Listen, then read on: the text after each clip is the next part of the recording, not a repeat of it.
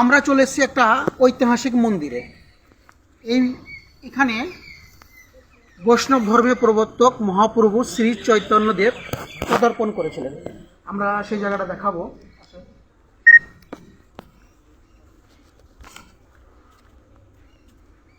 এটা মূল মন্দির। এখানে মহাপ্রভু শ্রী চৈতন্যদেব, যিনি বৈষ্ণব ধর্মের প্রবর্তক, তিনি এখানে এসেছিলেন, পদার্পণ করেছিলেন। সে কারণে এটা ঐতিহাসিকভাবে বিখ্যাত। এটা আর এটা সমাধিস্থল। আর সবচেয়ে যেটা বিশেষভাবে বিখ্যাত হচ্ছে এখানকার এক শিষ্যকে শ্রী চৈতন্যদেব আহার করার পর হরিতকে বীজ দান করেছিলেন। সেই হরিতকে বীজ থেকে একটা গাছ হয়েছে, সেই গাছটাকে আমাদের দেখাবো।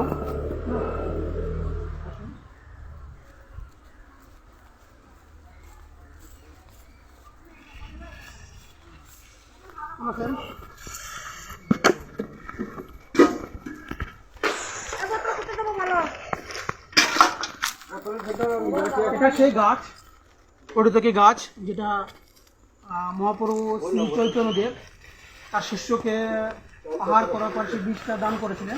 এবং সেই সেই সেই বৃক্ষটা যতটা বড় হয়ে গেছে দেখুন, এটা সেই হরিতকি বৃক্ষ। এটা বিখ্যাত গাছ। মহাপ্রভু শ্রী চৈতন্যদেবের দান করা বীজ থেকে এই গাছটা হয়েছে।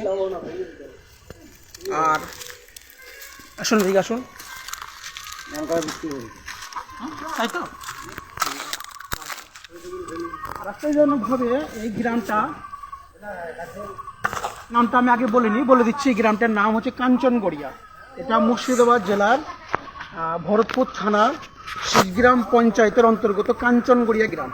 ঠিক আছে। আর সবচেয়ে একটা বিষয় হচ্ছে এই গ্রামের বিশেষ বৈশিষ্ট্য হচ্ছে যে এই গ্রামের প্রায় মানুষ, মানে বেশিরভাগই মানুষ, হয়তো 99% মানুষই নিরামিষ ভোজী। তারা আমিষ ভোজন করেন না। এই কারণের জন্য এই গ্রামটা বিখ্যাত।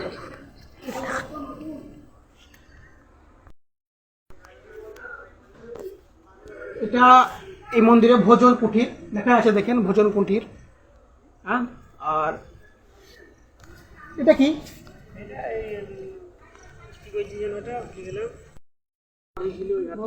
পা দিয়েছিল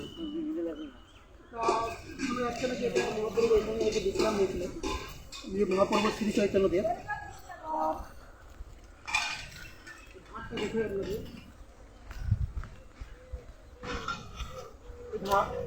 এই ঘাটে মহাপ্রভু শ্রী চৈতন্যদেব মানে ওনার পদার্পণ করেছিলেন, বা এখানে তিনি পা ধুয়েছিলেন, বা যাই হোক, বা শিষ্যরা ওনার পা ধুয়ে দিয়েছিলেন, এরকম হতে পারে। ঠিক আছে। এটা সেই পুকুর এটা। আসলে আরো দিকে আমরা দিকে যাই।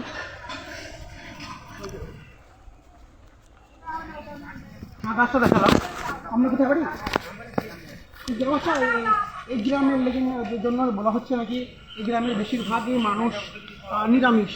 কতটা সত্যি এটা? হ্যাঁ, 100%। 100% সত্য না? 100%। মানে এখন অব্দি আর কি এখানে কোনো আর কি মানে প্রচুরতা হয় না, বা আপনার মাছ মাংস জিনিসই এরা এখানে মানে ঢোকে না। মন্দিরের ভেতরে তো বটে, গ্রামে এরা কেউই আর কি প্রচুরতা করে না। আমরা প্রায় সমস্ত মানুষ, গোটা গ্রামের 100% মানুষ এই কাঞ্চনগড়িয়া গ্রামের মানুষই নিরামিষ।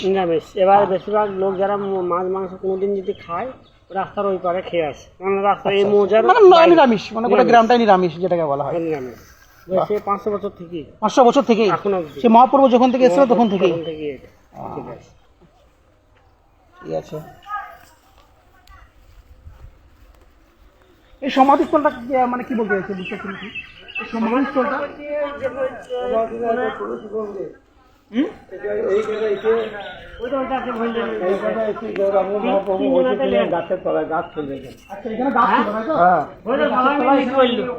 বিশ্রাম করেছে।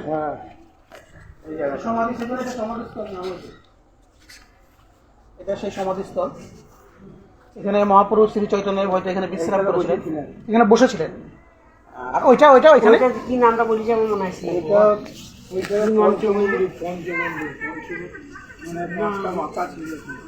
আচ্ছা, ওইখানে দেখাও, এটা দেখাও। ওটা পঞ্চম মন্দির না কি বলছে, যাই হোক। আগে আমরা বলছিলাম এখানে বিশ্রাম নিয়েছিলেন না, বিশ্রাম উনি ওইখানে নিয়েছিলেন, এখানকার লোকরা বলছে। আর এখানে সাধু বাবা বসতেন, কোনো এক সাধু বাবা, তাই তো? আচ্ছা, পঞ্চম মন্দির ছিল এখানে বলছে। যাই হোক, আজকের আপনাদেরকে দেখালাম এই কাঞ্চনগিরা গ্রামের যে একটা বিখ্যাত মন্দির ঐতিহাসিক, যেখানে মহাপ্রভু শ্রী চৈতন্যদেব এসেছিলেন, সেটা আপনাদেরকে পুরো দেখালাম। আজকে এই পর্যন্তই।